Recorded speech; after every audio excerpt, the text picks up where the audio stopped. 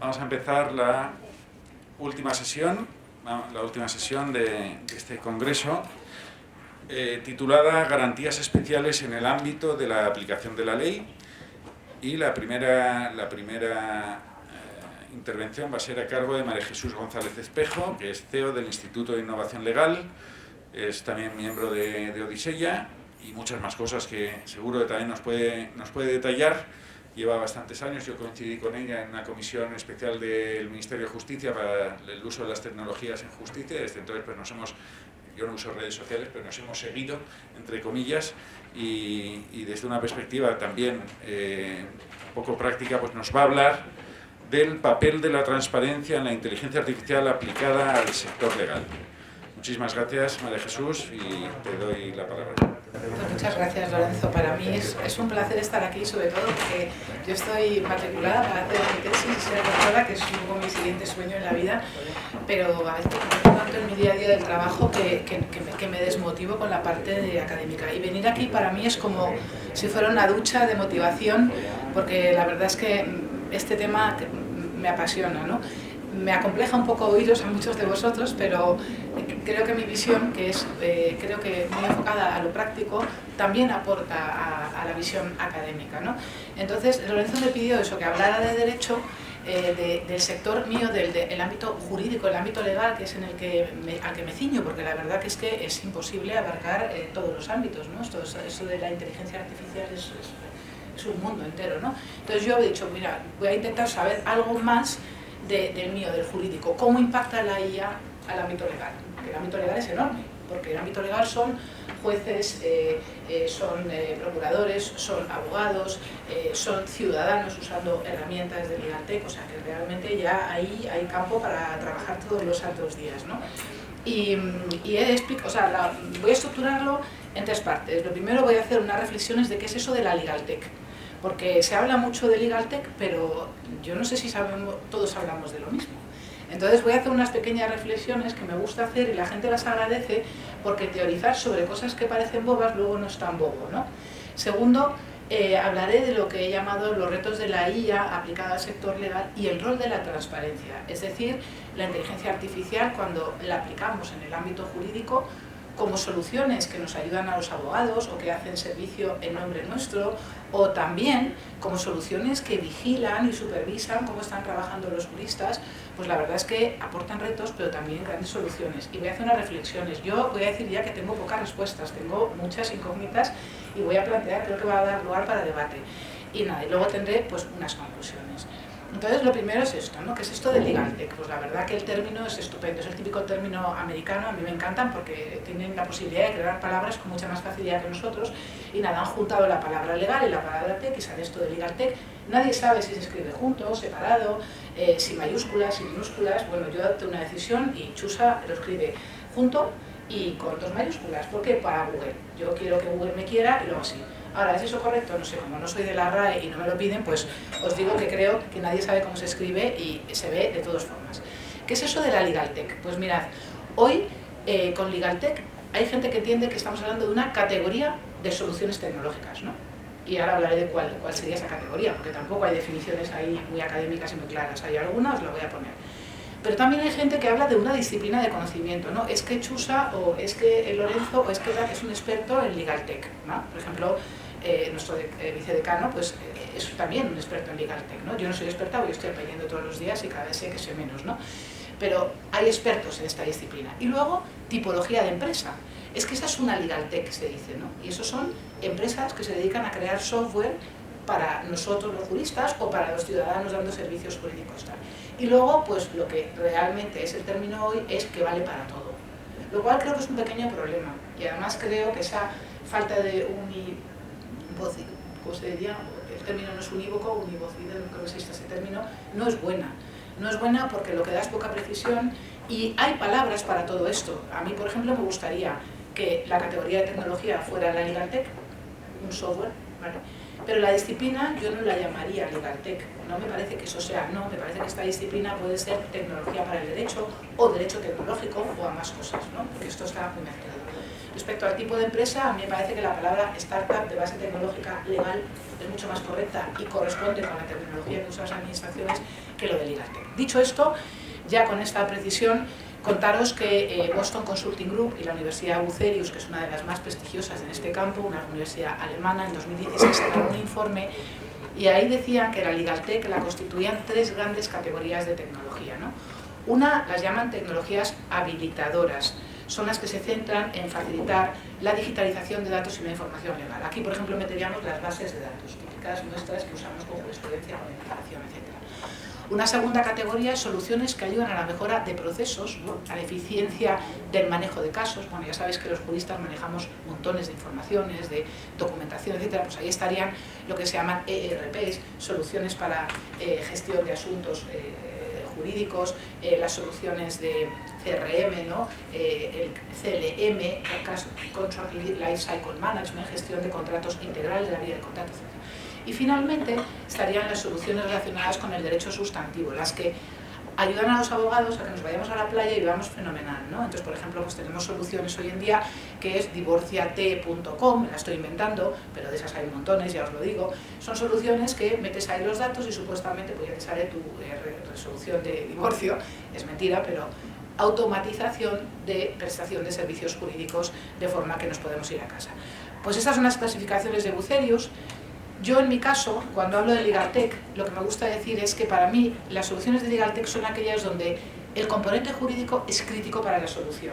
Es decir, es una parte esencial de la propuesta única de valor, un término muy de marketing, pero que los de derecho lo deberíamos entender. Si yo tengo una solución donde lo jurídico es esencial para que esta solución funcione, sea válida, no haya errores, no haya problemas, para mí eso es LegalTech. Y ahí, claro, nos juntamos en la frontera con la RegTech, soluciones para el sector regulatorio, con la InsurTech, soluciones para el sector de seguros, con la PropTech, soluciones para el sector de la propiedad, ¿vale? Y con muchas otras, porque si lo jurídico es esencial, para mí eso también es LegalTech. O sea que yo me quedo con un mogollón de cosas, ¿vale? Tengo una gran familia de soluciones sobre las que quiero aprender y tengo que vigilar, ¿no? Estas soluciones obviamente pueden dar servicio al sector público, haber sido originadas en el sector público o en el sector privado. Y esto es muy importante porque mucha gente cuando habla de LegalTech solo se está fijando en las soluciones para los despachos de abogados, pero señores, no. Es que la administración pública es la principal transformadora del sector legal. Si Hacienda me pone el programa Padre, cambia el trabajo del asesor. El asesor deja de tener que asesorar en hacer declaraciones de Hacienda o va a poder hacer muchas menos, ¿no? Entonces, para mí LegalTech son ambas, es decir, en el acervo, en el directorio de soluciones y en lo que tienen que estudiar los estudiantes, tienen que estar las soluciones que me da el Consejo General del Poder Judicial, que me da Procuradores de España o que me da la Agencia Tributaria. Además de aquellas soluciones que están haciéndose o bien para sustituirnos y reemplazarnos en nuestro trabajo o para ayudarnos a hacerlo mejor o para gestionar mejor nuestro despacho, ¿vale? Y finalmente, dentro de ahí hay soluciones para todo tipo de colectivos. Y claro, ahora hablemos de soluciones, que es la inteligencia artificial, como lo sabéis no me meto, pero sí que hemos dicho varias veces aquí que una de las definiciones es que es soluciones que hacen funciones como las que hace nuestro cerebro, o incluso mejor que nosotros, porque no sabemos encontrar parámetros. Y entonces aquí a mí me gusta hacer esta reflexión, que parece una chorrada, pero no lo es. ¿Qué necesita hacer el cerebro de un abogado?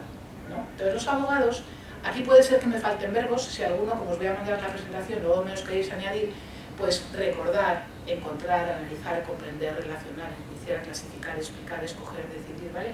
O sea, nosotros necesitamos o podríamos aprovechar la inteligencia artificial para todo esto. Pero es que los abogados, además, nos solemos unir o trabajamos en organizaciones, unas veces son despachos de abogados, otras veces son un juzgado, una notaría, y también esas organizaciones necesitan hacer tareas, es decir, unas son las tareas individuales y otras las que hacen las organizaciones. Las organizaciones necesitan encontrar el talento y retenerlo, gestionar el conocimiento, súper importante gestionar finanzas correctamente, conocer a sus clientes, vender más, ofrecer un servicio de súper calidad o, por ejemplo, trabajar y colaborar con terceros profesionales compartiendo información, etc. Y para hacer bien todo esto, pues necesitamos, y aquí os he puesto varias columnas de lo que esencialmente hacen, ¿no? Prevenir riesgos y la comisión de ilícitos, investigar, identificar patrones, etc. Asesorar, de nuevo investigar, analizar, editar, traducir, comunicar, negociar, defender intereses. Bueno, como veis, muchísimas de estas cosas la inteligencia artificial la hace mejor que nosotros, o por lo menos como nosotros. Y hablando de la Legaltech, también me parece interesante explicaros que la verdad es que hay muchos directorios. Ahora, pues yo empecé a trabajar en esto en 2012, no había ninguno en aquel momento. Ahora, pues, no sé, cada mes o 2 meses sale una nueva iniciativa de clasificación, ¿no? Que es interesante porque me acuerdo, Lorenzo, que tú me contaste, yo uso también esta técnica, cómo tú estabas viendo dónde estábamos en materia de Legaltech, y al final ese tipo de directorios son los que te ayudan de verdad a entender hacia dónde están yendo las cosas y dónde estamos de verdad, porque hay mucha burbuja en este campo. Todo el mundo habla de inteligencia artificial y abogados, pero luego cuando vas a lo concreto, pero ¿qué hay? ¿Qué hay? ¿Qué se está haciendo de verdad? ¿Dónde están esos riesgos? ¿Vale? Y de ahí no hay tanta información concreta, ¿vale? Porque hablar y decir cosas así vagas es muy fácil. Estos directorios, pues a mí me parece interesante conocerlos. Y hay muchos, hay mejores y peores. Fijaros que uno que, por ejemplo, a mí me gusta mucho es el de uno que se llama Robert Ambrogi, un gran teórico de este campo. Acaba de renovar el suyo y el otro día leía que tiene 78 criterios de clasificación, o sea, categorías, perdón, 78 categorías. O sea, que es que hay un montón de familias dentro del ámbito de la Legaltech. Esta Legaltech se suele clasificar por estos criterios que os he puesto aquí arriba. Esto es inglés, pero se usa mucho, el B2B, ¿no? Es decir, yo soy chusa, tengo un negocio y hago imaginaros una plataforma de compliance para procuradores, es un B2B. Un B2C, yo soy chusa y quiero vender los testamentos a los ciudadanos, eso es un B2C. No voy a seguir en la G de GOP y ahí falta en realidad NGOs y hay otras más, pero esa es una de las grandes categorías que podemos utilizar. Luego estaría en función del colectivo, y fijaros la cantidad de colectivos que hay en el jurídico y seguramente me he olvidado de alguno. Y luego puedes tener soluciones de IA que son nativas IA, es decir, desde que yo nazco soy un desarrollador de software y digo voy a hacer una solución de IA y la voy a basar en todo tipo de funcionarios, o sea, metodologías o no sé cómo le llamáis, que son. Pero en el ámbito jurídico ya había muchas soluciones cuando empezó a aplicarse la IA, y entonces lo que hay también son soluciones donde han metido alguna cosita de IA. Como la IA vende mucho, casi todos los que venden software de Legaltech dicen que su solución tiene IA. Cuando luego les preguntas, no se entiende muy bien cuál es la que tiene, ¿vale? Eso también os lo digo. Es decir, que aquí todo el mundo dice que tiene y luego en la práctica, pues a mí no me queda claro. Es más, hoy habéis estado hablando mucho de que habéis dicho algoritmos, ¿cómo sabéis la diferencia? Deterministas, pues yo creo que si hay algunas, muchas van a ser de ese tipo. Y ya soluciones de verdad de deep learning y tal, tú corrígeme si me equivoco, pues no hay tantas. Y luego, ¿qué más aquí? Nada, pues esto ya es lo que quería contaros sobre el tipo de clasificación. Y luego, por otro lado, respecto a las familias de tipos de soluciones, de lo que yo veo es que, por ejemplo, el primer grupo, de lo que más hay, que es sistemas expertos. ¿Por qué? Porque nosotros, más que de datos, somos de conocimiento. Y el sistema experto lo que se basa es en el conocimiento. Entonces, de esto se habla muy poco en el ámbito jurídico, es decir, de lo que más se habla es, ¿no?, soluciones para, por ejemplo, compliance o due diligence, ¿no? De esas son las que más se habla. Pero realmente, en español, además, lo que más podemos hacer y lo que más debería haber son del primer grupo, ¿vale? No sé si me he explicado bien. ¿Me he explicado bien? Sí. Lenguaje natural, pues esto es muy interesante. Aquí el problema es que hay que meter mucho dinero para hacer este tipo de soluciones. Gracias a Dios ahora, en este tema ahora de Europa y de los fondos, sí que se ha abierto una línea que van a trabajar en ello, ¿no? Y claro, de lo que más hay basadas en lenguaje, que es lo que nosotros usamos, porque nosotros hablamos mucho y escribimos mucho, pues ahí lo que más hay es en inglés. Otro tipo de soluciones que hay son las basadas en Machine Learning, se alimenta y se informa a la máquina y la máquina aprende y a partir de ahí es capaz de darnos patrones o informaciones útiles. Los chatbots, ¿no?, esos asistentes de voz que nos van guiando. Ayer me enseñaba el vicedecano uno interesantísimo que han hecho. Y entornos virtuales inmersivos, porque, por ejemplo, para ámbitos formativos, pues nosotros, es verdad que acudir al juzgado no siempre es fácil y es muy interesante la posibilidad de crear este tipo de soluciones, ¿no? Bueno, el Consejo de los Colegios de Abogados de Europa acaba de publicar un informe que tenéis ahí, si pincháis en la guía lo encontráis, un informe que yo lo cogí con mucha ilusión y luego me desilusioné, porque fijaros que se ha centrado, o sea, se supone que es un informe para ayudar a los abogados a entender mejor cómo utilizar la inteligencia artificial, qué deben de saber de inteligencia artificial y tal. Bueno, pues ya para empezar, me leí las categorías, que son estas que os replico aquí, y se han olvidado de los sistemas expertos. Entonces han metido unas categorías que son herramientas de apoyo a la redacción, ¿vale? Es decir, una herramienta, pues eso, que me va basado en las bases de datos históricas, que tiene mucho etiquetado y tal, pues yo, por ejemplo, le meto un documento, va a identificar unos datos y decir, pues como esto es un requerimiento de Hacienda, mira, te conviene esta norma, esta jurisprudencia y esta doctrina, y tú ya puedes empezar a redactar porque ya te están ayudando. Eso sería una típica solución de este grupo. Luego, herramientas que analizan documentos. Bueno, pues estas soluciones maravillosas que metes un contrato y te dice, todo esto son las cláusulas que tienes, aquí estas son, si quieres fechas, aquí te las doy, y si quieres cantidades aquí, y este contrato vence en tan fecha. Bueno, maravilloso, porque un abogado en hacer eso tarda mucho rato, ¿no? Y además se equivoca porque está cansado, porque es tarde, etcétera, ¿no? Entonces, bueno, todo este tipo de soluciones, la verdad es que son espectaculares cuando las ves funcionando y nos ayudan mucho. Luego, herramientas de recuperación de textos, de análisis de jurisprudencia, pues por ejemplo aquí están las famosas jurimetrías o herramientas de predicción y probabilística. Hay gente que las llama de predicción y hay gente que de probabilística. En realidad más bien es de probabilística, ¿no? Que eso también lo decimos mal los abogados. Probabilística de este juez ante una situación de este tipo y con un abogado de la contraparte que se llama Pepe dice esto, y esto para un abogado es muy útil, y sobre todo para el cliente. Oiga, no se vaya usted al juzgado, que esto es un recurso que se pierde casi siempre porque los abogados de otra cosa. De estadística sabemos también muy poco, no nos interesa mucho. Yo creo que hay muy pocos abogados que se miran estadísticas del Consejo General del Poder Judicial y muchos que deberían hacerlo, porque muy pocos clientes se meterían a recurrir, por ejemplo, porque el ratio de ganar es mínimo, ¿no?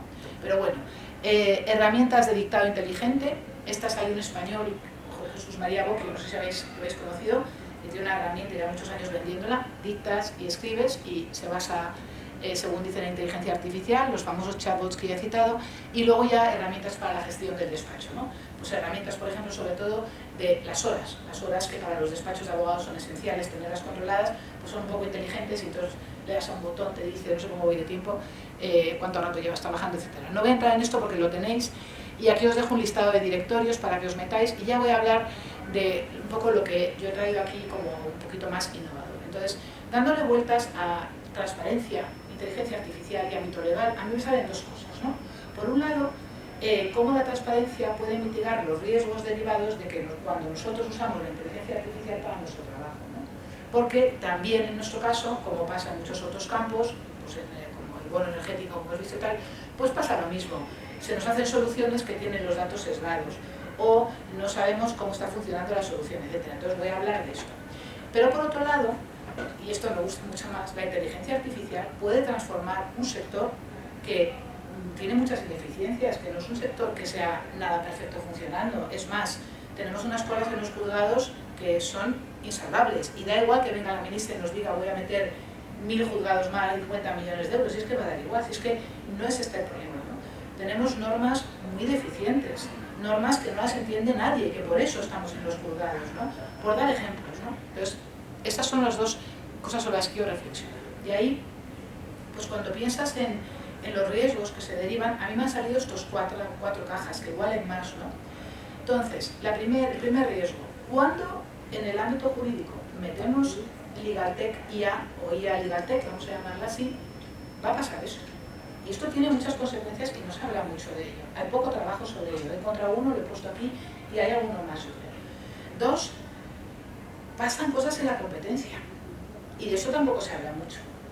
Tres, hemos estado hablando ya todo ayer y hoy, ¿no? Softwares defectuosos también, los nuestros pueden tener defectos de fábrica, ¿no? Y luego está todo el tema de ciberataques, protección de datos y tal, que en nuestro caso es peligrosísimo porque somos casi como una administración pública, es que tenemos riesgos reputacionales mortales y tenemos además unos deberes deontológicos que nos hacen, y encima es que somos abogados, nosotros nos tenemos que saber la normativa de protección de datos, de ciberseguridad, etcétera, mejor que nadie, ¿no? Con lo cual hay ahí un mayor riesgo, ¿no? Entonces, la primera reflexión, y voy a hacer así 4 diapositivas rápidas, es esta, ¿no? Si nos meten jueces robots, si hay abogados robots, si hay sistemas expertos en las administraciones públicas, que yo confío en que llegue un día que todas funcionen basándose, porque creo que va a dar mucha más seguridad jurídica, mucha más transparencia, va a ayudar al funcionario a trabajar mejor, etcétera.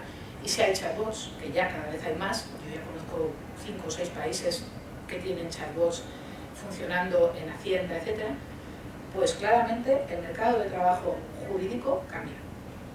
Cambia desde cómo hay que formar a la gente, para qué hay que formarla, etcétera. ¿Se está hablando de esto?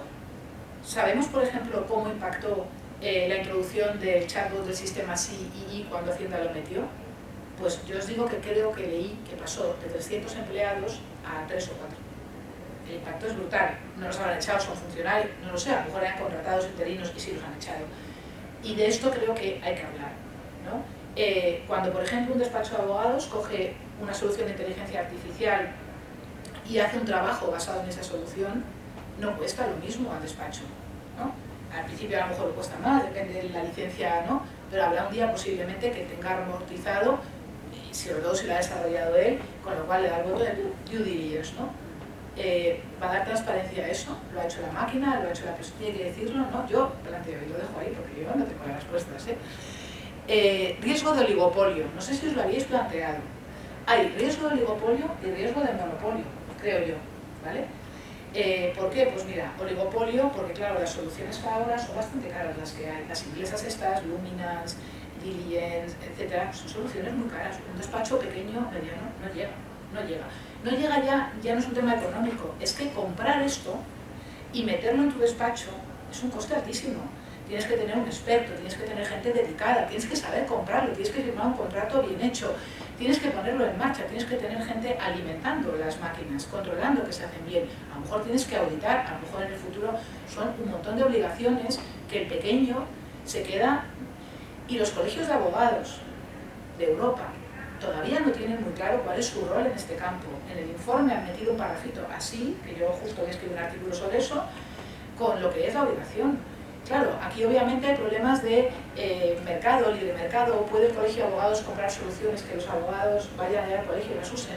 Así, todo está ahí, ¿vale? Con alfileres. Pero hay que hablar de esto. Hay que hablar de esto porque lo que puede pasar, de hecho, os lo digo, yo creo que ya está pasando. Porque KPMG, Ernst & Young, Deloitte y Pricewaterhouse tienen equipazos trabajando en IA. Equipazos en Big Data y tal. ¿Cuántos tiene Pedro Navarro, abogados de Paseo de las Taroñas? Pues seguramente no le da tiempo al hombre. Entonces algo, algún friki, porque tiene un primo que ha hecho un doctorado, pues y ahí lo dejo, ¿no? Otro tema, el riesgo de monopolio, claro. Si yo tengo un software en la nube que es para due diligence y yo te dejo a ti usarlo y todos me dais los contratos de vuestros clientes y yo tengo todo eso ahí bien metido, yo voy a tener una información bastante interesante, ¿no? Yo voy a tener una posición de información que no tiene otro, ¿no? Entonces, nos estamos preguntando los juristas cuando firmamos los contratos, ¿a dónde van esos datos? ¿Quién se beneficia? ¿Voy a beneficiar a mi competidor? Porque claro, cuando yo estoy dando a esa especie de crowd de información, no sé a quién beneficio muy bien, ¿vale? Son todo preguntas que son muy importantes, ¿no? Soluciones defectuosas y con sesgo, pues ya lo he dicho, ¿no? Pero además nosotros tenemos un reto, ¿no? Nos vienen aquí, por ejemplo, a España a vender muchos ingleses, ¿no? Y vienen con una solución que a lo mejor en Londres funciona guay, pero es que a lo mejor no habla español la solución. Y eso no nos lo suelen decir. Pero claro, nosotros somos buenos, crédulos, y ya tengo una solución, fíjate, le meto un contrato y meto 3 contratos en inglés, fíjate, qué bien, claro, luego te llegan los clientes para el contrato en español, lo metes y no funciona bien. Estas soluciones, no sé si son todas multijurisdicción, pero de ahí pueden venir problemas de sesgo, de ahí y de otras cosas. También de que no hay mucho dataset. Nuestro sector es un sector que somos muy criticones y muy petarditos, pero que cuando toca reclamar lo que necesitamos para el sector, no hay tanta reclamación. Meteros a buscar informaciones del Consejo de la Abogacía Española y se te cagan los pies. El otro día, para una conferencia que doy yo mañana, he hecho un análisis de cuántos abogados hay colegiados en Europa y hemos tenido que hacerlo a mano. El Consejo de la Abogacía Europea tiene un PDF que tiene así unos cuadros y no está en ningún lado la estadística. O sea, es una cosa, y así es todo. Da igual el dato que busques. ¿Alguien tiene el dato de cuántos despachos de abogados hay en España? Nadie lo sabe. Los de Thomson, me voy a inventar, unos dicen que 16.000 y otro que 90.000. Esos son los dos datos que yo tengo. Uno me lo ha hecho una editorial y otro la otra. No puede ser. O 16.000 o 90.000 es que no puede ser, ¿vale? Entonces, el dato nos falta. Y yo tengo aquí 2 ejemplitos de problemas de datos, pero como creo que tú vas a hablar de Biogen, ¿no? Bueno, yo tenía aquí Biogen, Veripol. Entonces, Veripol, por contaros, ¿no? Veripol es una solución... ¿Quién va a hablar de Veripol? Nadie. Veripol es una solución que la ha hecho un matemático que yo he tenido el honor de conocerle, de hecho es un encanto de hombre, que se fue a San Francisco, yo creo que es policía matemático, y se fue a San Francisco a estudiar ahí un máster, yo creo que se inspiró, y el tipo volvió, y con un hermano que tiene y con otro amigo, montaron una solución, ¿para qué? Para detectar cuando hay denuncias falsas. Parece ser que en España hay mucha picaresca con el tema del móvil. Coges un seguro y me han robado el iPhone, y así me cojo y me dan el iPhone siguiente, ¿vale? Yo, la verdad es que me parece sorprendente, pero esto pasa. Y lo hicieron para eso.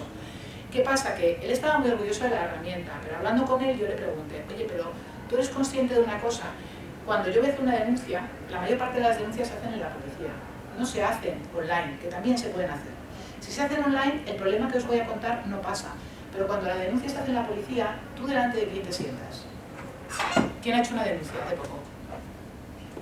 ¿Habéis hecho alguna denuncia? ¿No? ¿Y quién es el que te... ¿Y quién redacta? Vale, pues entonces Veripol, ¿en qué se basa? En la redacción de la denuncia que ha hecho un policía, no en la que ha hecho el denunciante, que puede ser un mentiroso. Pero yo desde el momento que yo os lo dije, digo, pero es que aquí, pues tiene razón. Pero es que una segunda cosa que encontramos en un artículo, que está aquí la información, es decir, os he puesto la fuente en todo, ¿vale? Lo que digo no me lo invento, está por ahí puesto. Parece ser que para hacer esto tampoco han tenido en cuenta los datos nacionales de denuncias falsas, ¿vale? Porque sino que han cogido los de algunos sitios. Bueno, porque España es un país grande y no se habla igual en todos lados y hay emigrantes, etc. Hay sesgo de zona, hay sesgo de que la denuncia ni siquiera. Es decir, esta herramienta tiene un problema de raíz, que no sé si en versiones nuevas lo habrán corregido, ¿vale? Pero ahí está.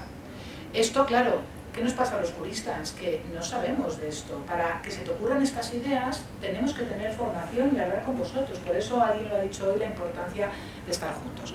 ¿Vas a contar Biogen? Porque yo entonces ni me meto. Porque si vas a contar... Es que yo creo que no, ¿verdad?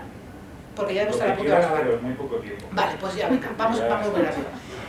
Luego otro tema, que este ni me voy a meter, porque ya sabéis todos mucho más que yo. ¿Qué nos pasa? El deber de secreto profesional que unido a la protección de datos y a la ciberseguridad nos matan. Y ahora voy a hablar muy rápido de esto, porque esto sí me parece interesante. Se han hecho ya, utilizando inteligencia artificial, visitas e inspecciones a nuestro sector, ¿vale? Y que se descubre cosas tremendas. Por ejemplo, tremendas o sorprendentes, que a mí no me sorprenden. ¿Quién de aquí diría que el juez es imparcial siempre? ¿Hay alguien que se atrevería a levantar la mano? Bueno, pues para lo que vale todo esto es que deberíamos estar mirándolo mucho. Y entonces aquí os he dejado 3 casos interesantes.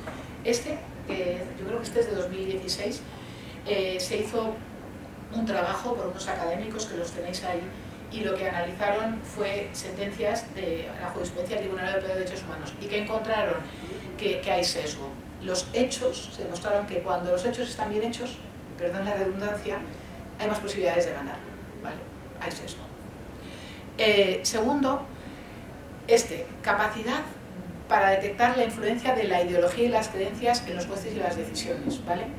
Aquí lo que es muy interesante esto es que en determinados casos no tienes informaciones, datos, datasets para poder detectar el sesgo, pero sí puedes a lo mejor acudir a expertos que trabajan con esas personas, pedirles opinión, y se demostró que esos expertos son capaces de detectar también con un ratio altísimo cómo va a dictar el juez. O sea, es interesante, ¿no? Porque es inteligencia colectiva y cómo al final también hay sesgo porque el ser humano es capaz de detectarlo, ¿vale? Y a mí este experimento, que además este señor, este belga lo conozco, me parece... Y este otro, que es de detección de adjudicaciones de asilo, también se demostró que había sesgo y que se estaba teniendo, o sea, en función del colegio, la universidad, del juez, etcétera, se tomaba una decisión en un sentido o en otro. O este último, que a mí me parece demoledor, 131 jueces federales se cruzaron sus datos de patrimonio con las decisiones judiciales en las que habían intervenido y se detectó que había conflicto de interés en un número brutal de casos. O sea, los jueces no se están inhibiendo en casos que deberían hacerlo. Otra cosa, hay muchos más de estos, os he puesto aquí de ejemplo, Funes, un proyecto peruano para detectar casos donde hay situaciones de riesgo de corrupción en contratación pública. Es decir, la tecnología podría ayudar muchísimo a que el sistema jurídico los profesionales del derecho trabajáramos mejor.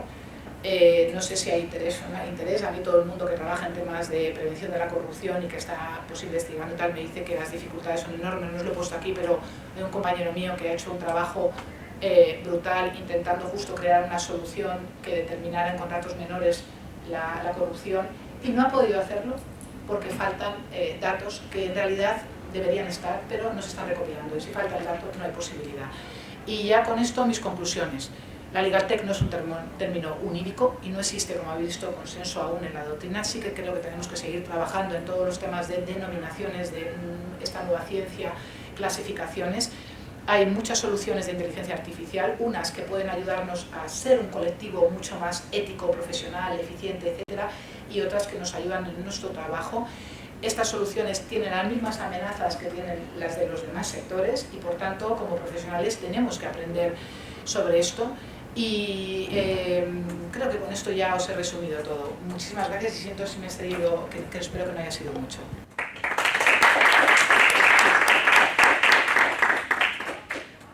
Muchísimas gracias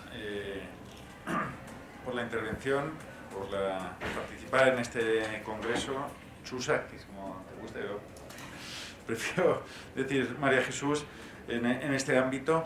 Y la última intervención que va a cerrar las intervenciones de este congreso va a ser por alguien de la casa, por la profesora Lucía Martínez Garay, que es profesora titular de Derecho Penal de esta universidad.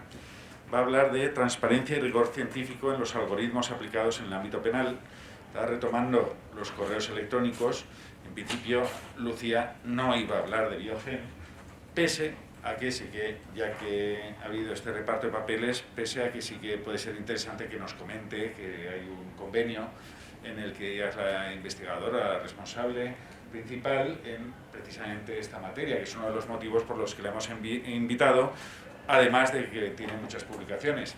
No sé si la primera sobre el caso Lumis, porque Íñigo de Miguel pues, escribió una en una revista americana y yo es español, creo que fue el primero, pero sin duda especialmente interesante, si no es pero primero, es lo mejor. Bueno, muchísimas gracias, Lucía, por tu participación en este congreso.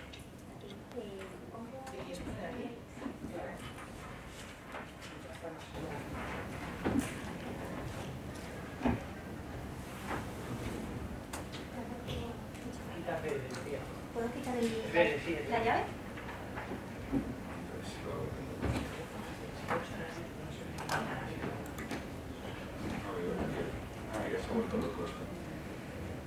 A ver, esto está un poquito complicado. Adrián, ¿me puede? Sí. A ver, es que ahora ya lo voy haciendo yo. Ahora, pero no, en verdad es que es un poco rollo, porque se ha vuelto a ir la pantalla. Vale, Pero tu USB no está puesta aún, ¿verdad? Quitamos uno. No, de momento voy yo a hacerlo. Si tengo problemas, te digo.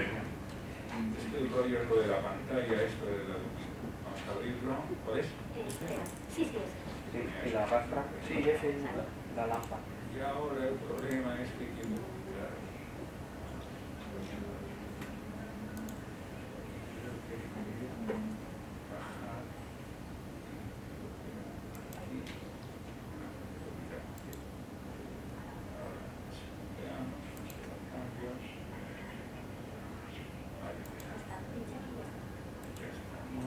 Sí, ya se ve.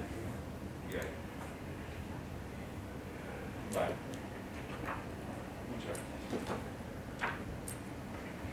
Bien, está encendido, ¿verdad? Se oye. Si quieres quitarte la mascarilla, puedes. Vale. Bueno, no sé qué sentido tiene porque se supone que cuando uno habla es cuando más virus disemina, ¿no? Pero bueno, por aquello de también el respeto a la audiencia, que parece que se está imponiendo un poco como norma de etiqueta, lo haré así. Muchísimas gracias por la invitación. No me voy a extender en los agradecimientos vista la hora para no comer tiempo aquí, así que doy por agradecidos a todos en la persona de Lorenzo, que fue quien contactó conmigo. Y en efecto, tal y como acordamos, yo le propuse a Lorenzo centrar la intervención en el ámbito penal, en el ámbito de los algoritmos usados en el derecho penal, que tienen, a mi juicio, algunas particularidades respecto de otros que se pueden usar en otras ramas del ordenamiento jurídico, y hablar sobre la conexión que yo creo que existe, al menos en esta área, entre transparencia y rigor científico. Pero no obstante, en la medida en que han surgido una serie de alusiones al tema de Diógenes o incluso al de Riscambi, Andrés lo ha comentado también, en función del tiempo que tengamos, de hecho he aprovechado ahora un momentito la pausa para incluir algún link en la presentación, por si daba lugar, o si no en el debate, podemos también mencionar en concreto algunas particularidades de esto, ¿de acuerdo? Bien, pues solamente por acotar el ámbito en el que yo me voy a centrar. Si hablamos de justicia penal en general, son varios los ámbitos en los que o se usan o podrían utilizarse sistemas de decisión automatizada. He listado ahí bastantes, pero he resaltado en negro aquellos a los que yo me voy a referir. Primero, porque son aquellos en los que ya están en uso y en algunos casos desde hace bastantes años, sistemas de los que podemos hablar y de los que conocemos, si no cómo funcionan, al menos los resultados, y porque son los que más directamente están vinculados a la aplicación del derecho penal sustantivo, es decir, la investigación policial está muy relacionada con el derecho penal, pero es otra cosa, y el proceso penal también, pero tampoco es lo mismo. Entonces, como digo, me voy a restringir a esto sin perjuicio de que, si después surge, pues pudiéramos comentar algo sobre los demás.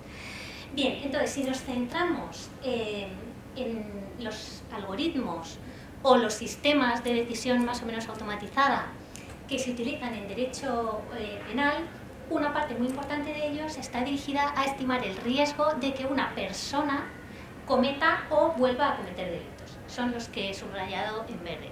¿A qué efectos es importante esto? ¿Para tomar qué tipo de decisiones?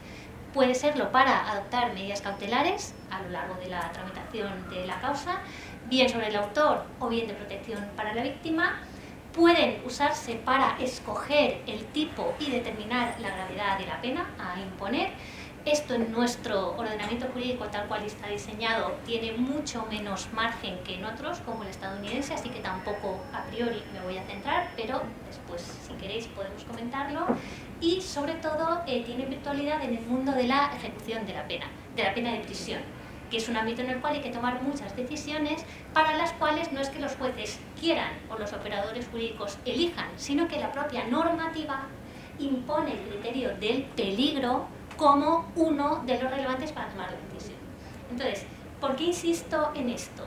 Porque este peligro de reincidencia como criterio para tomar decisiones no es una novedad en derecho penal, sino que tiene una tradición histórica enorme, remontándose por lo menos hasta el siglo XIX, si no antes.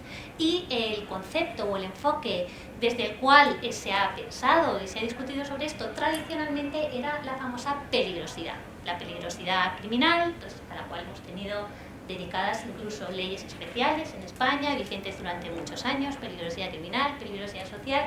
Quiero decir que estamos acostumbrados, los penalistas, a hacer estimaciones de riesgo. La diferencia es cómo se hacían antes y cómo se hacen desde que haya a nuestra disposición una serie de herramientas que permiten automatizar en todo o en parte el proceso. Luego, no se trata de que ahora se estimen cosas o se tomen decisiones que antes no se hacían, sino que se hacían igual, lo que pasa es que ha cambiado el modo en que se hace. La evolución la he sintetizado ahí en la diapositiva. Tiene, desde mi punto de vista, ciertamente algunas ventajas, porque este concepto viejo de peligrosidad siempre ha estado teñido un poco de, vamos a decirlo así, una connotación negativa sobre el sujeto. Es decir, hay categorías de sujetos peligrosos que lo son como individuos, no porque se encuentren en una situación o haya la probabilidad de que se cometa un evento, sino que la persona, como quien es pues esquizofrénico o no lo es, o como quien es joven o es viejo, pues hay quien es peligroso, debido a una serie de estados que en nuestra legislación histórica estaban relacionados pues con los juegos ilícitos, con la prostitución, con la homosexualidad, con la drogadicción, etc. Es decir, de aquí viene ese concepto de peligrosidad. Concepto tradicionalmente denostado en la doctrina penal, concepto que se manejaba con mucha prudencia precisamente por los peligros, valga la redundancia, que conlleva. Es decir, si yo voy a hacer depender la imposición de consecuencias jurídicas tan graves como las que se imponen en derecho penal, no tanto del tipo y la gravedad del hecho cometido, sino de la peligrosidad de la persona, me deslizo en un terreno pantanoso, plagado de vulneraciones de derechos fundamentales, de derecho penal derecho, principio de culpabilidad, principio de proporcionalidad, etc. Luego ha habido una sana prevención, escepticismo a lo largo de la historia en cuanto a la utilización de este criterio. El cambio de enfoque que llevamos viviendo desde hace unos años, dejar de hablar o de pensar en términos de peligrosidad y pasar a enfocar el problema desde el punto de vista de la valoración del riesgo o de la estimación del riesgo, tiene una ventaja en este sentido, al menos así lo veo yo, y es que, por lo menos aparentemente, ya no centra tanto el foco en la clase de persona que eres, sino que se centra en intentar estimar la probabilidad de que ocurra un hecho en el futuro. Un hecho que vas a cometer tú, obviamente. Pero digamos, no se trata tanto de que tú seas mejor o peor, sino de que haya más o menos probabilidad de que ocurra un hecho que dependerá en parte de tus circunstancias personales, pero dependerá también en parte de factores objetivos, situacionales, cambiantes en el tiempo y por lo tanto sobre los que podemos también actuar, ¿no? Bien, esta manera de cambiar la percepción de lo que estamos hablando ha ido, obviamente, en paralelo a una diferente manera de hacer esas estimaciones. Y aquí es donde aparecen los algoritmos. Los viejos juicios de peligrosidad, ¿cómo se hacían? Inciso, y se hacen, porque todavía en la justicia penal, en las periciales de imputabilidad, en la imposición de medidas de seguridad, etcétera, es un paradigma que sigue siendo probablemente el dominante. Pero con toda claridad vamos ya en otra dirección. Pero bueno, con esta salvedad, esas antiguas predicciones de peligrosidad, ¿cómo se hacían? Con el juicio clínico del experto. El experto, el profesional, con experiencia, con conocimientos, que ha tratado ya muchos casos y que aplica esos conocimientos según su mejor saber y entender al caso. Si cambiamos de óptica y lo que intentamos es hacer una valoración del riesgo según los parámetros o los estándares con los que supone que se tienen que hacer, es cuando empezamos a utilizar estas herramientas estructuradas, en las que no me voy a detener. Son básicamente, en fin, por hablar de lo más sencillo, que todo se puede complicar, listados de factores de riesgo que vienen predeterminados, se supone que comprobados con estudios empíricos en los cuales se ha constatado que están asociados a una mayor probabilidad de delincuencia y que vienen preestablecidos, predefinidos, y lo que el evaluador tiene que hacer es ir comprobando si se dan o no y en qué grado. Esto es lo que es común a todas las herramientas estructuradas de valoración. ¿En qué se diferencian? En que algunas funcionan de manera totalmente automática, es decir, tú compruebas los ítems que hay, asignas la puntuación que diga la máquina y hay una fórmula que automáticamente saca un resultado, ya sea numérico, en términos de probabilidad, hay un 30%, un 40% de que en el plazo de 6 meses se cometa un nuevo delito violento, por decir algo. O lo categorizan en niveles de riesgo, riesgo medio, riesgo bajo, riesgo alto, riesgo extremo. De manera que la estimación la hace la máquina y luego ya quien tenga que utilizarla para tomar una decisión decidirá qué hacer con ella. Quiero decir que cuando hablamos de este tipo de herramientas totalmente automatizadas en derecho penal, no nos referimos a que predeterminen la decisión. Siempre hay, hasta ahora, por lo menos en nuestro derecho penal nacional, un intermediario humano que va a ser el que decidirá, ya sea el juez, ya sea el funcionario de instituciones penitenciarias o ya sea quien tenga que decidir.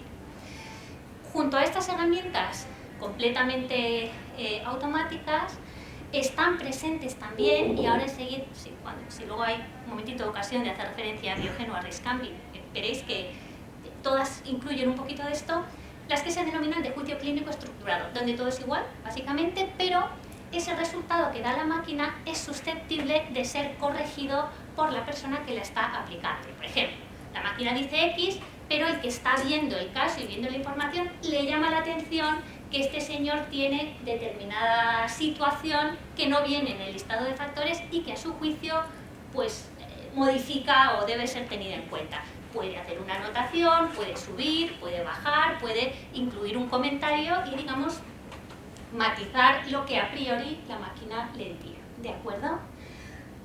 Bien, pues si hemos cambiado o estamos en la vía de cambiar hacia esta manera de hacer las cosas, ¿por qué? ¿Cuáles son las ventajas de este nuevo modelo frente al modelo tradicional? Y esas ventajas, tal y como vienen definidas en los múltiples estudios que haya publicado sobre esto, a mi juicio, se resumen básicamente en las que tenéis ahí en la diapositiva. La idea central es que haciendo las cosas de esta manera tenemos una información sobre esa probabilidad de riesgo de mejor calidad. ¿Y qué significa mejor calidad? Número 1, más transparente y más objetiva. ¿Por qué? Porque cuando es un juez o un perito o un psiquiatra forense el que hace una valoración de riesgo, todo ocurre en la caja negra que es su cerebro. Y entonces no sabemos en realidad, no podemos reproducir la cadena de decisiones, las ponderaciones, las valoraciones que la persona ha hecho. Vemos un resultado final. Normalmente vendrá acompañado de una explicación, de una motivación y de una justificación, pero eso no es todo lo que en realidad ha ocurrido. Con estas herramientas, como tenemos ese listado de ítems cuyo valor viene predeterminado, un segundo experto, por ejemplo, al que se le llame para hacer una contrapericial sobre el mismo caso, aplicando la misma herramienta, teóricamente, si se hace bien, debería llegar al mismo resultado, ¿no? Luego tendríamos esta gran ventaja.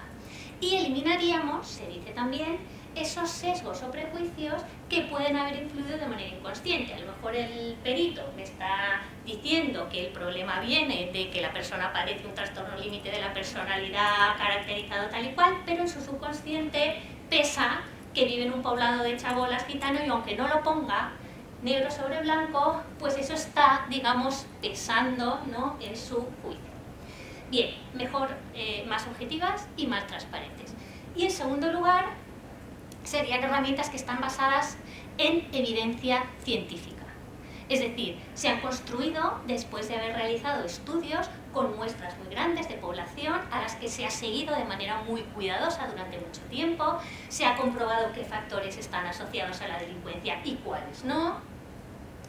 Durante, en ocasiones, el periodo de seguimiento pues se puede abarcar 5 años o 10 años o incluso más, de manera que no son corazonadas o meras impresiones subjetivas, sino que tienen detrás unos datos, unos estudios y un soporte científico de las cuales las demás carecen. En resumen, se viene a decir,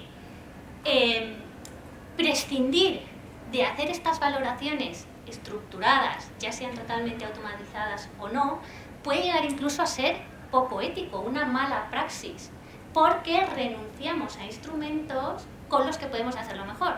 Es decir, si me limito a una valoración clínica tradicional, me estoy lanzando a una decisión mucho más irracional, mucho más arbitraria y con muchas más probabilidades de error. Luego debemos abrazar este nuevo paradigma. Bien. Sin embargo, aquí nos encontramos algunas paradojas, que son las siguientes. No olvidemos que todo esto está pensado para ser utilizado en el seno de un procedimiento penal o en el seno de la ejecución de una pena. Luego va a dar lugar a una resolución jurídica, bien sea una sentencia, bien sea un auto de prisión provisional, bien sea un auto de denegación de permiso, bien sea lo que sea. Las resoluciones judiciales, uno de los requisitos para su legitimidad es que sean transparentes, es decir, que especifiquen los argumentos que las sustentan, que enumeren cuáles son los preceptos legales en los cuales se basan y de esta manera el afectado pueda comprobar si efectivamente se deriva lógicamente y concuerda con lo que la ley decide lo que se ha aplicado a su caso. Aquí se dice que las valoraciones estructuradas o automatizadas de riesgo son mejores que los antiguos juicios clínicos de peligrosidad porque son más transparentes y, sin embargo, en la inmensa mayoría de ellas no se conocen los detalles de la fórmula o del algoritmo con el que funciona. Desde luego, en el caso Loomis no se conocían y el tribunal no obligó a que se conocieran. En las que se utilizan en nuestro país, tanto Biogen como Riscambi, no se conoce tampoco cuál es el peso que el algoritmo asigna a cada factor, ni los umbrales de riesgo, ni en definitiva el funcionamiento interno. Hay quien dice, frente a esta crítica, que en realidad no estaríamos perdiendo tanto, porque aunque exista la obligación de motivar una resolución judicial, cuando es ese individuo, juez, funcionario, perito, quien está redactando la fundamentación de su decisión, eso no impide que, con lo que pone por escrito, esté meramente racionalizando post hoc la decisión a la que, desde un primer momento, cuando vio el careto de la persona que entraba en la sala, había llegado.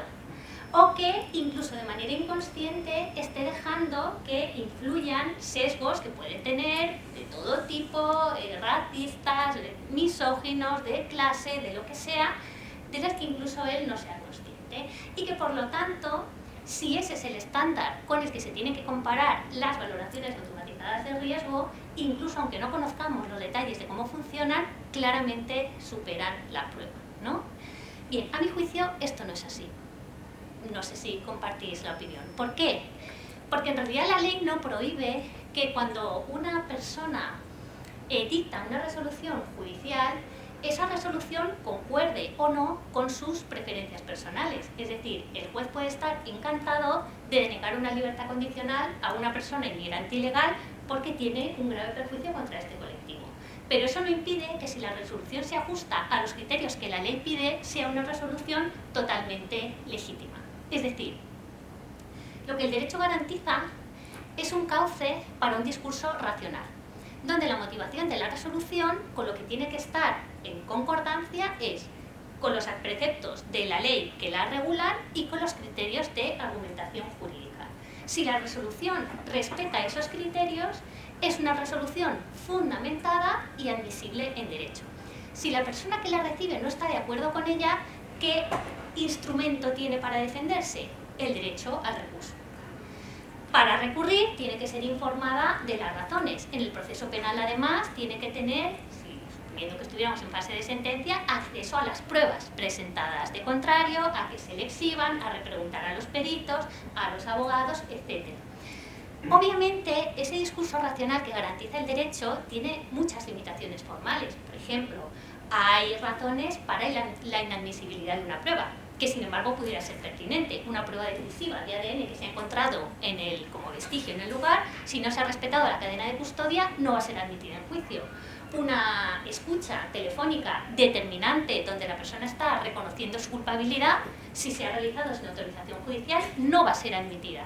Un recurso que se presenta 2 días después de que el plazo legal haya vencido, no va a ser admitido, obviamente. Es decir, sabemos desde siempre que en el derecho penal no estamos buscando la verdad radical de lo que ocurrió, sino solamente articulando una pretensión de condena dentro de las reglas de juego que el derecho permite para salvaguardar los derechos fundamentales de todos.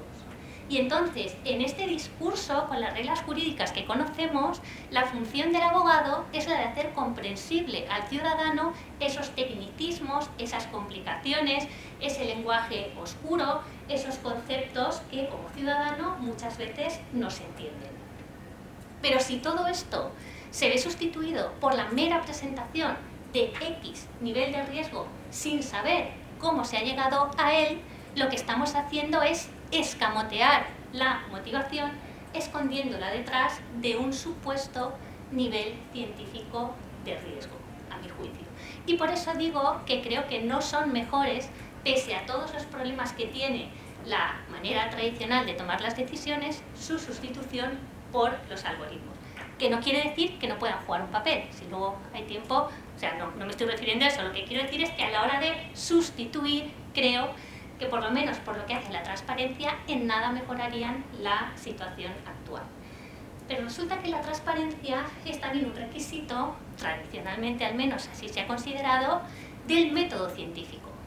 Es decir, para que algo pueda ser aceptado como resultado científico, tiene que ser transparente la manera en que se ha llegado a ese resultado. Si es un experimento, tiene que publicarse cómo se ha hecho, dónde se ha hecho, con qué materiales, con qué cantidades y en qué circunstancias. Si es un estudio poblacional, pues tiene que publicarse cuál es la muestra, cuáles las preguntas, cuáles los parámetros. ¿Para qué? Para que en otro lugar, en otro laboratorio o en otra universidad, un equipo de colegas pueda replicarlo y comprobar si alcanza o no el mismo resultado. Esta es la manera en que la ciencia avanza. Y es de hecho una de las razones fundamentales que determinaron el surgimiento de la ciencia moderna frente a la alquimia de siglos anteriores. La alquimia se practicaba esencialmente en secreto, en laboratorios, escondidos, bajo unos estrictos procesos de iniciación. Cuando se comparte y se permite que otros replican, el avance científico se multiplica porque se detectan y se corrigen los errores. Sin embargo, y a pesar de que se aduce que las modernas valoraciones estructuradas de riesgo tienen una base científica mucho más sólida que los juicios clínicos de peligrosidad, al mismo tiempo no se quieren hacer públicas las reglas ni las fórmulas a través de las cuales se alcanza. A mi juicio, esto pone seriamente en cuestión ese pretendido mejor o mayor rigor científico del que pretenden revestirse y que es una de las razones principales por las cuales se propugna su introducción en el mundo jurídico. Aquí, obviamente, tampoco es oro todo lo que reluce. Desde hace tiempo, la ciencia moderna está inmersa en una crisis de reproducibilidad que afecta a muchos sectores, y entre ellos la psicología, que es una de las, digamos, disciplinas particularmente que más ha promovido las valoraciones de riesgo, y la inteligencia artificial. Pero eso no significa que sea algo a lo que haya que resignarse. De hecho, hay muchas iniciativas puestas en marcha para tratar de revertir este estado de cosas. El tema de publicar los datasets con los que se han hecho los estudios junto al propio estudio, el tema de pre-registrar el diseño del estudio antes de publicar el resultado para asegurarse de que no se ha hecho post-hoc la conclusión, publicar en abierto el código con el que se han hecho los experimentos, etcétera, etcétera. Eso es una tendencia que a día de hoy intenta paliar ese problema que lo es. Frente a esto, ¿qué razones hay para no desvelar el funcionamiento interno de los procedimientos o de los algoritmos o de las fórmulas? Obviamente hay razones económicas cuando son productos creados por una empresa. Esas razones, desde el punto de vista económico, son obviamente legítimas. Lo que nos tenemos que plantear es si es una razón suficiente para impedir en el seno del derecho penal a la persona afectada por la decisión el acceso a la información. Y a mi juicio, de ninguna de las maneras. Es decir, una supuesta protección derivada de un secreto de empresa o de la propiedad intelectual no puede aducirse frente al derecho a la defensa, el derecho a la contradicción o el derecho incluso a la presunción de inocencia.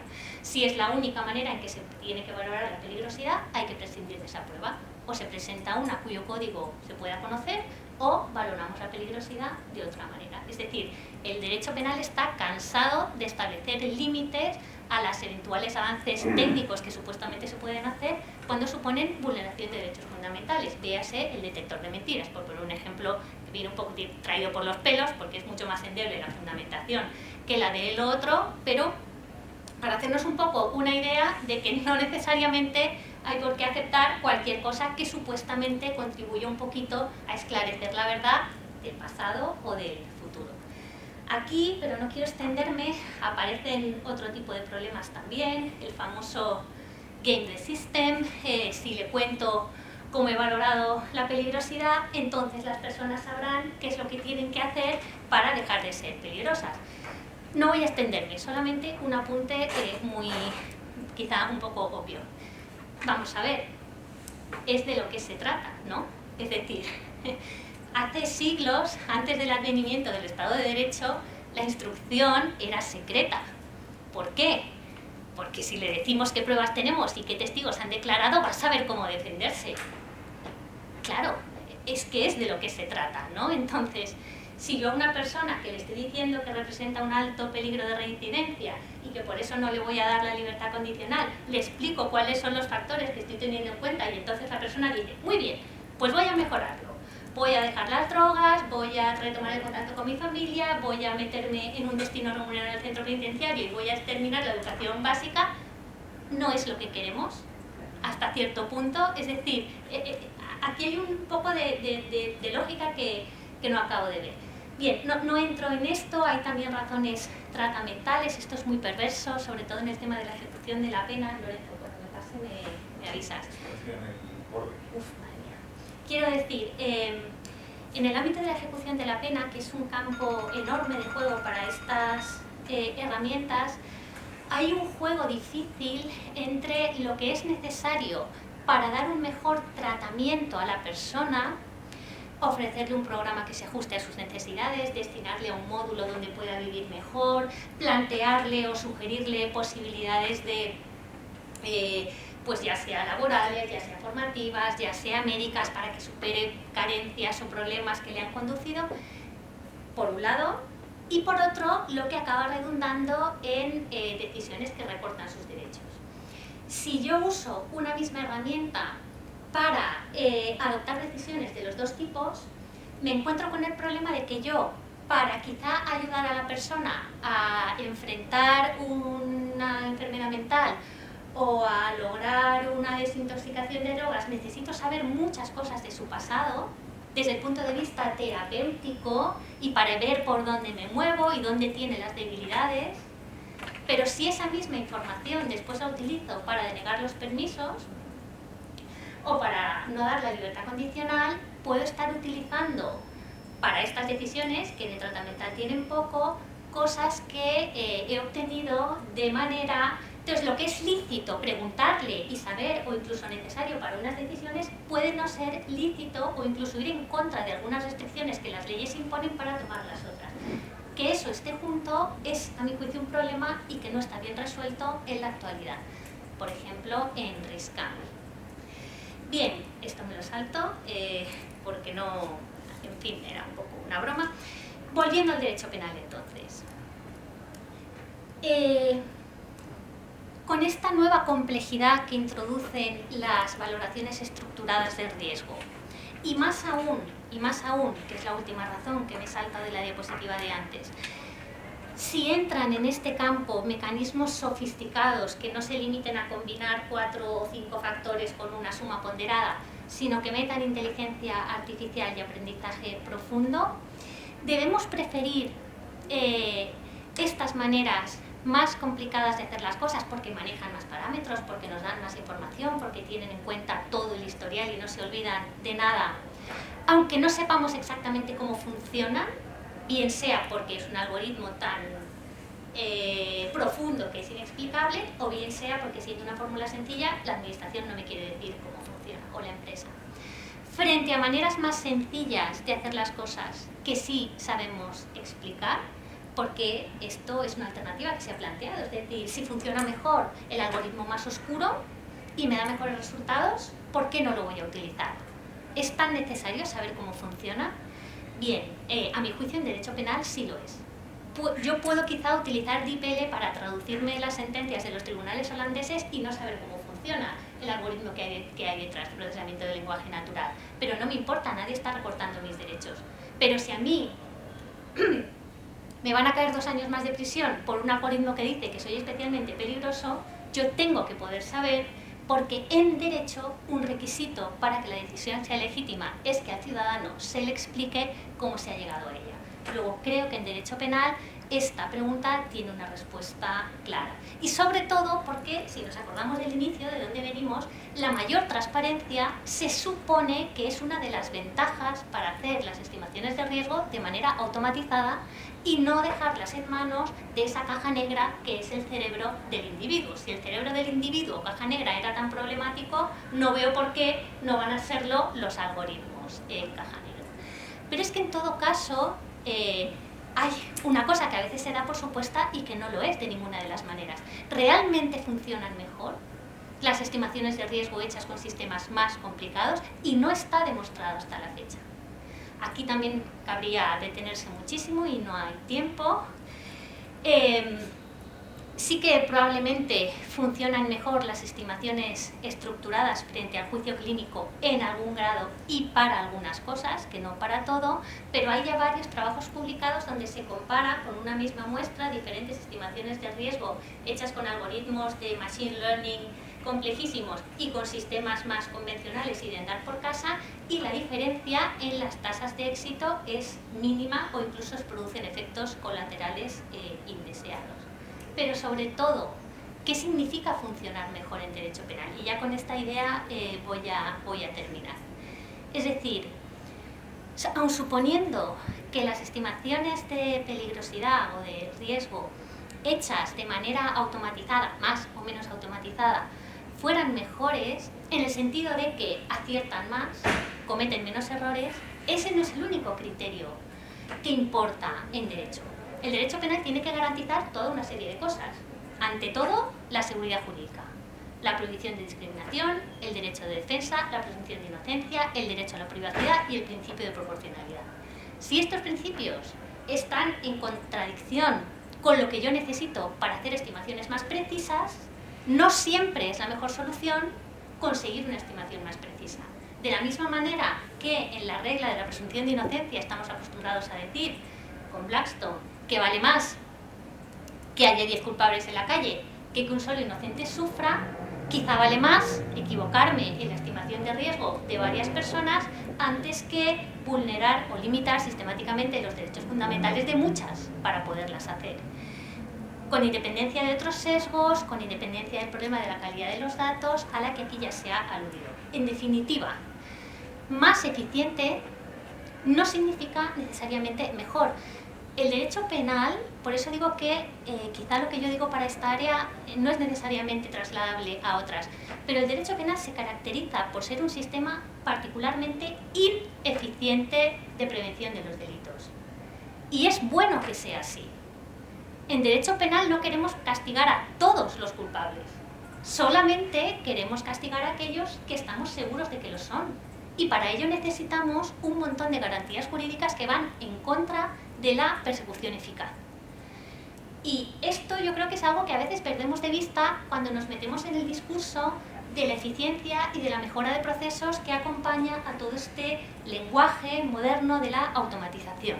Entonces, ¿qué significa mejor? ¿Qué es lo que queremos en derecho penal? ¿Prevenir a toda costa la reincidencia o tener un sistema penal con garantías y justo? Entonces hay que salir un poco de la caja y volver un poco atrás y seguir defendiendo que el margen para este tipo de decisiones, igual que se decía hace 50 años con los viejos juicios de peligrosidad, debe seguir siendo, a mi juicio, lo más limitado posible.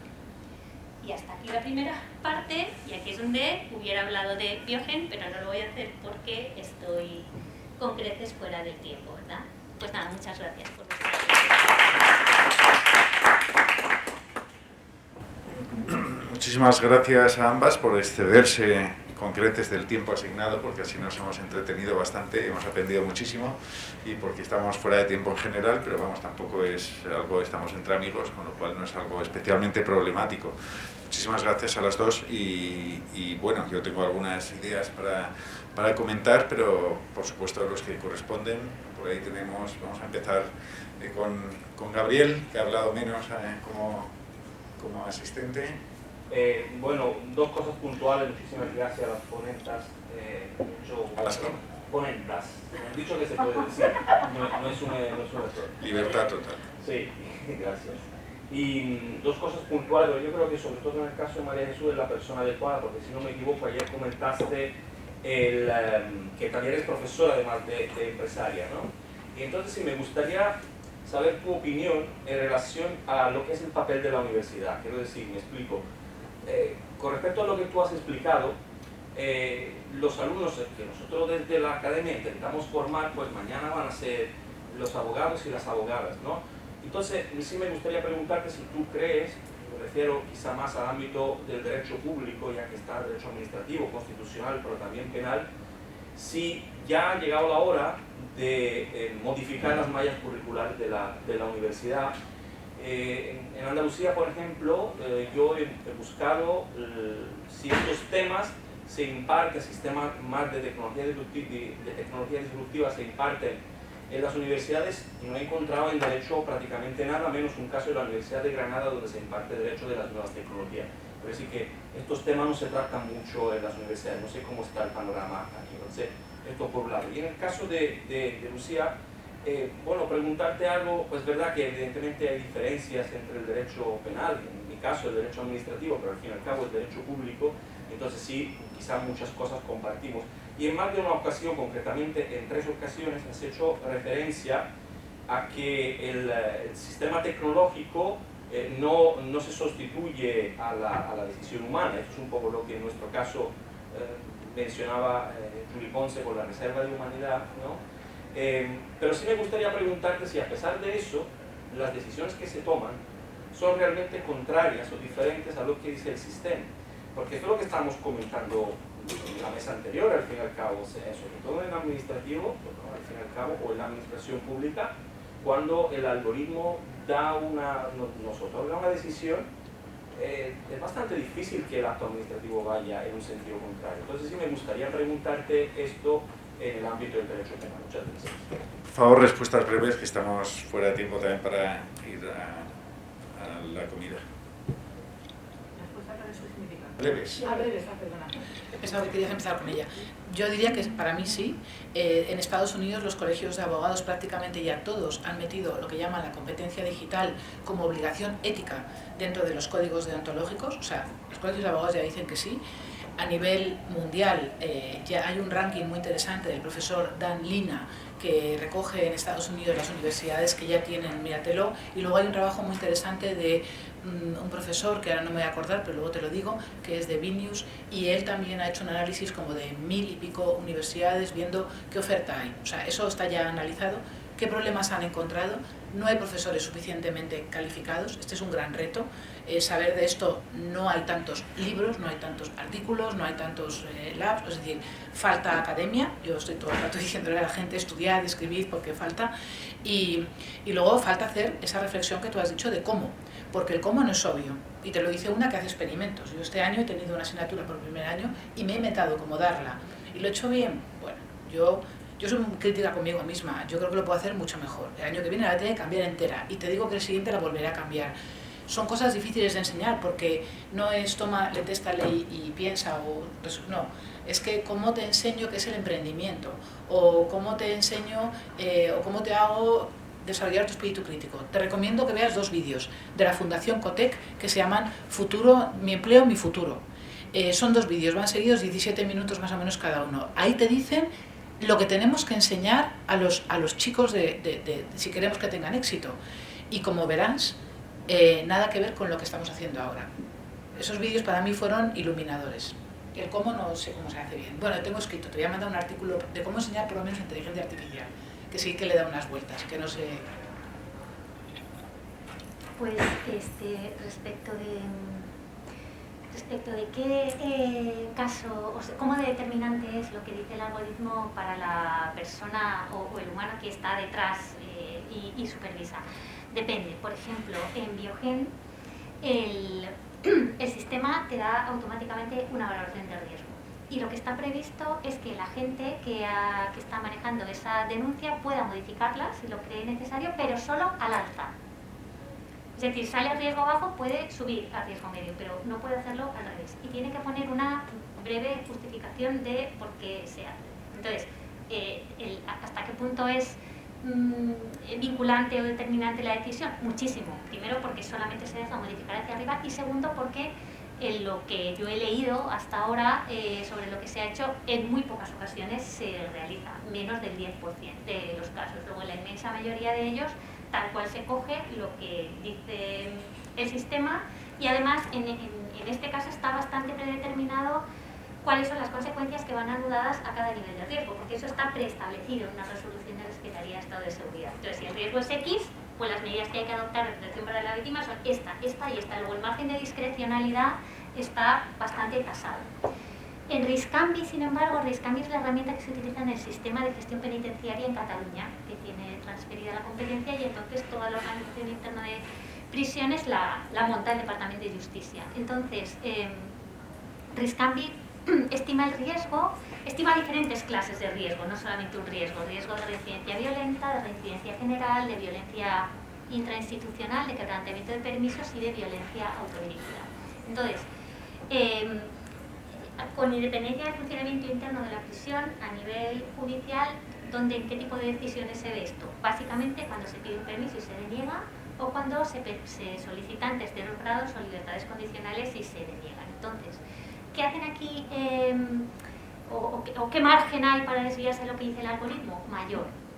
De todos modos, esto te lo digo provisionalmente porque tenemos pendiente precisamente hacer un estudio más sistemático de las resoluciones que han ido recayendo en las audiencias provinciales resolviendo estos recursos frente a las decisiones de los jueces de vigilancia penitenciaria, y no lo tenemos acabado. Pero yo he visto algún expediente y por las sentencias que hemos ido manejando, y entonces aquí sí que hay Es decir, esto no es una víctima, entra, yo relleno la denuncia en 10 minutos y tengo que darle la protección ya. Esto es un interno que a lo mejor lleva en el centro penitenciario 6 meses. Lo ha visto el educador, lo ha visto el jurista, lo ha visto el trabajador social. Varias personas han entrado ahí, se le ha visto una evolución. Entonces, tanto cuando se propone como cuando se deniegan estas flexibilizaciones, suelen venir acompañados de informes escritos, razonados, donde se dice fulanito de tal, y a veces incluso el propio trabajador dice, le hemos pasado Riscam, y Riscam era un riesgo alto. No obstante, en mi opinión, este riesgo está muy... ha incidido mucho tal y cual cosa, y lo que yo he visto en el último año es una evolución positiva, y entonces, no obstante el riesgo, informo favorablemente a la concesión del permiso. Eso se ve en los informes y se ve a veces después en las sentencias de los tribunales también, porque el fiscal siempre recurre, eso desde luego. El fiscal, ahí la decisión sí que es automatizada. Pero no siempre el juez o la audiencia aceptan sin más ese recurso, sino que como tienen, yo creo que aquí lo bueno es que tienen a su alcance el expediente y entonces ven las valoraciones de por qué sí y por qué no. Así que no cabe dar una respuesta única, sino que en función de la herramienta de la que hablemos, a mi juicio es bastante distinto el grado de influencia. Fred, puede ser breve, por favor. Sí, muy rápido, muy breve. Esto, bueno, primeramente, gracias a Susa y a Lucía por lo que has comentado, que es muy interesante.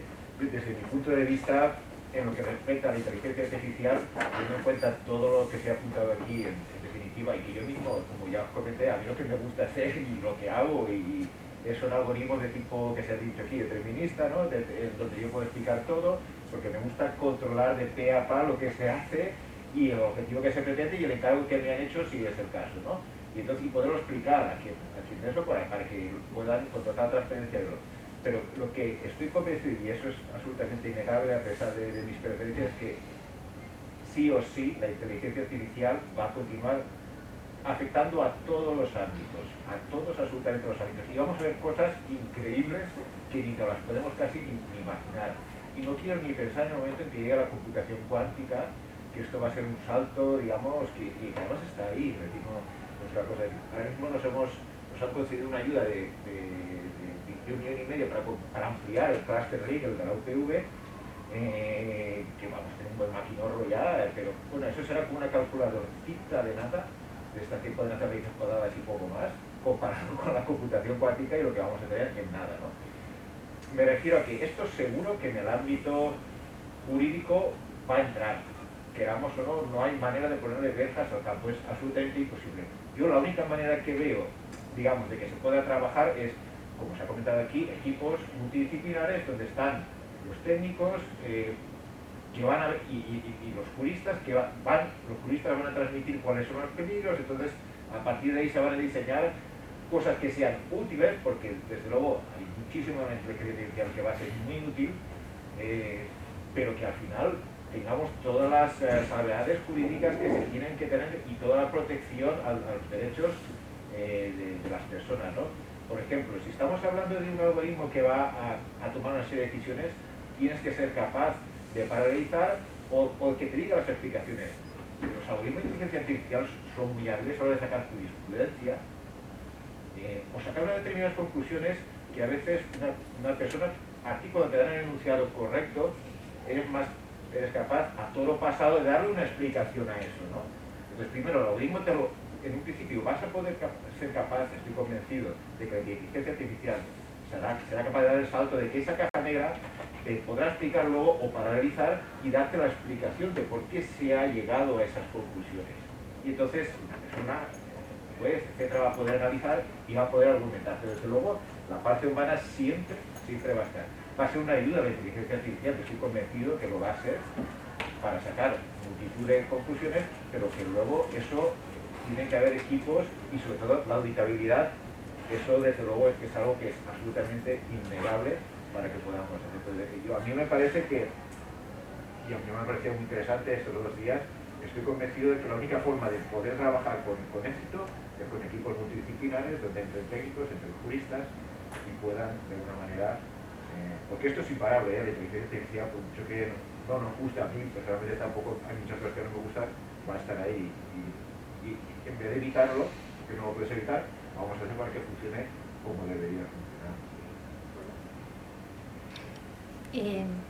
Yo seguramente tiene razón, es decir, y no es la primera vez que me planteo en una charla de este tipo qué estaré diciendo en una charla similar si me vuelven a invitar dentro de 10 años con la situación o con lo que haya cambiado dentro de 10 años. Entonces, quiero decir que soy muy consciente de que el campo cambia muy rápido y de que, pues no lo sé, quizá algunas cosas haya que adaptarlas, pero yo sigo viendo una serie de cuestiones que son, es decir, por poneros un ejemplo bajando a lo concreto, vamos a ver, un factor importantísimo a la hora de realizar una estimación de reincidencia lo más acertada posible es el historial criminal de la persona. En cualquiera de las herramientas, desde las más simples hasta las más complejas, casi siempre el número de delitos que se han cometido en el pasado es uno de los predictores que de forma más potente están asociados con el número de delitos en el futuro. Y el hecho de haber iniciado esa carrera criminal pronto, algunas se establece la frontera en antes o después de los 12 años, suele estar asociado también a un incremento muy importante del riesgo. Eso es lo que nos dicen los datos. Y a lo mejor cuando tengamos esas super máquinas y tal, pues nos lo van a decir todavía con mayor insistencia. Muy bien.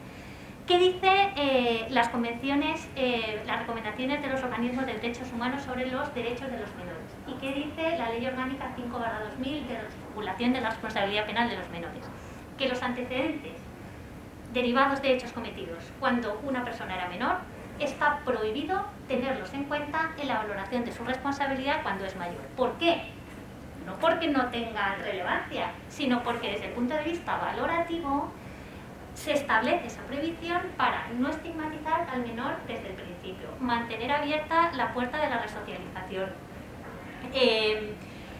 Por la falta de fiabilidad de los antecedentes penales de los menores en la medida en que en el proceso de menores hay un margen muy amplio para el principio de oportunidad. Luego yo puedo tener 2 niños, uno con 3 condenas y otro con ninguna, y sin embargo los 3 han cometido el mismo número de robos. Pero el fiscal o la familia eligieron acusar, no acusar, se llegó a un acuerdo con la víctima, no se llegó, etc. ¿A dónde quiero ir a parar?